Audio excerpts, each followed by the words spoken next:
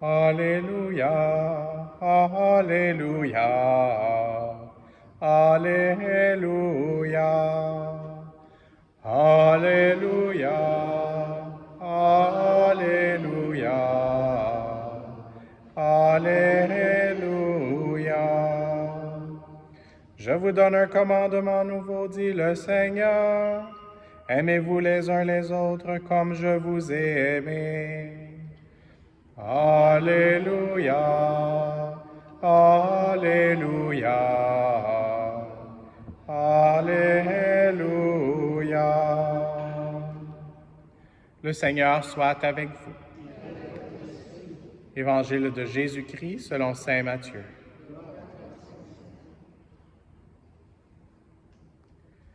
En ce temps-là, Jésus disait à ses disciples, « Vous avez appris qu'il a été dit, tu aimeras ton prochain et tu haïras ton ennemi. Eh bien, moi, je vous dis, aimez vos ennemis et priez pour ceux qui vous persécutent, afin d'être vraiment les fils de votre Père qui est aux cieux. Car il fait lever son soleil sur les méchants et sur les bons. Il fait tomber la pluie sur les justes et sur les injustes. En effet, si vous aimez ceux qui vous aiment, quelle récompense méritez-vous? Les publicains eux-mêmes n'en font-ils pas autant? Et si vous ne saluez que vos frères, que faites-vous d'extraordinaire? Les païens eux-mêmes n'en font-ils pas autant?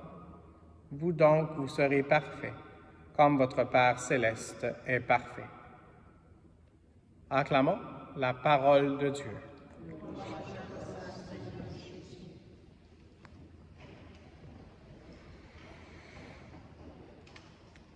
Donc, on vient de dire une acclamation à la parole de Dieu en remerciant le Seigneur pour l'Évangile aujourd'hui de saint Matthieu.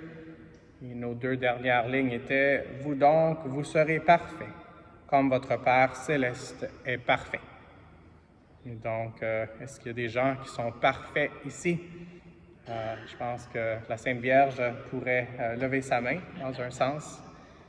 Et puis notre Seigneur Jésus-Christ, bien sûr. Et on voit dans toute l'Écriture les imperfections de l'humanité. Puis c'est pas seulement l'humanité avec un H majuscule, mais de chacun de nous qui sommes humains. Et puis aujourd'hui, on continuait cette histoire du roi Akab avec le prophète qui devait l'aider dans sa conversion. Et puis Élie a réussi à le faire repentir de son péché. Donc, Akab était un des rois. Et puis, il y a eu d'autres rois dans l'histoire d'Israël. Un, entre autres, qui était Saül, juste avant David, et ensuite Salomon. Et puis un qu'on reconnaît comme un pasteur ou un berger selon le cœur du Seigneur, c'est le roi David. Qu'est-ce que ça veut dire que si je demandais encore la question et que David était ici, il pourrait lever sa main en disant qu'il était parfait? L'Écriture nous révèle que loin de là, il était loin d'être parfait. Mais ce qui fait qu'il est un berger ou un pasteur selon le cœur du Seigneur, c'est qu'il a voulu se repentir de toutes ses fautes, des fautes très graves, et que le Seigneur a étendu sur lui sa miséricorde.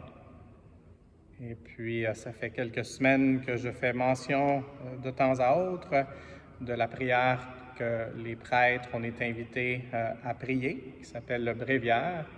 Et dans le bréviaire, habituellement, on a un cycle de 4 semaines. Donc, il y a des psaumes qu'on alterne, puis on va les répéter à chaque 4 semaines. Mais il y a un des psaumes, celui qu'on a récité ensemble aujourd'hui, le psaume 50, qu'on répète pas seulement à 4, une fois par mois, si on veut, mais qu'on le répète à chaque semaine. Et c'est ce qu'on demande, « Pitié pour moi, mon Dieu, dans ton amour ». Et aujourd'hui, on avait une version un peu plus courte de celle qui est la prière officielle de l'Église dans le bréviaire, la liturgie des heures, qu'on répète encore et encore à chaque semaine. Alors, demandons au Seigneur de nous aider.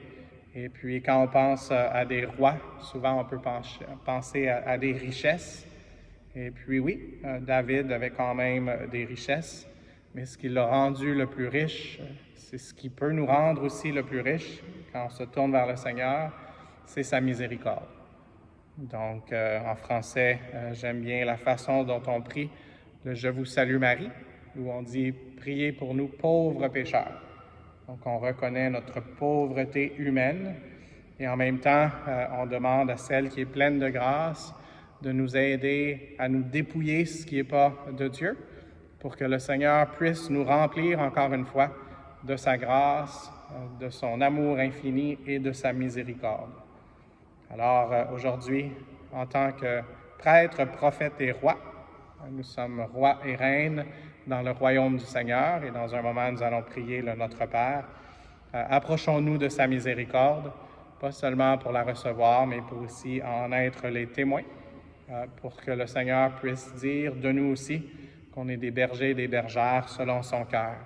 Un cœur repenti, un cœur guéri, un cœur qui a été lavé et purifié de la faute, de l'offense. Et puis, demandons vraiment au Seigneur de nous aider aujourd'hui à entrer dans cette bonne nouvelle. C'est ça la bonne nouvelle, c'est que le Seigneur nous pardonne. On pourrait nommer plusieurs autres exemples, autant dans les paraboles de Jésus que dans d'autres personnages de la Bible et de l'Ancien et du Nouveau Testament. Mais peut-être qu'on peut demander aujourd'hui l'intercession spéciale de Saint Paul. Il y a quelques personnes qui s'appellent Paul ici à cette célébration. Et donc, Paul qui a eu une conversion et qui a même reçu un nouveau nom avec sa nouvelle mission de proclamer la miséricorde du Seigneur, pas seulement en théorie, mais celle qu'il avait reçue vraiment au plus profond de son cœur, au plus profond de son âme. Donc, Maman Marie, aide-nous aujourd'hui à dire oui à la miséricorde que le Seigneur veut nous donner pour qu'on puisse être remplis de cette richesse que le Seigneur veut nous donner, afin que nous puissions être encore plus à son image et à sa ressemblance. Et puis, on va essayer de se concentrer. Il y a quelqu'un qui sait qu'on a un problème d'alarme. Peut-être que c'est l'alarme pour nous repentir aujourd'hui. Mais demandons au Seigneur de pouvoir nous aider et puis à continuer avec celle qui est pleine de grâce, à recevoir cette grâce du Seigneur. Amen.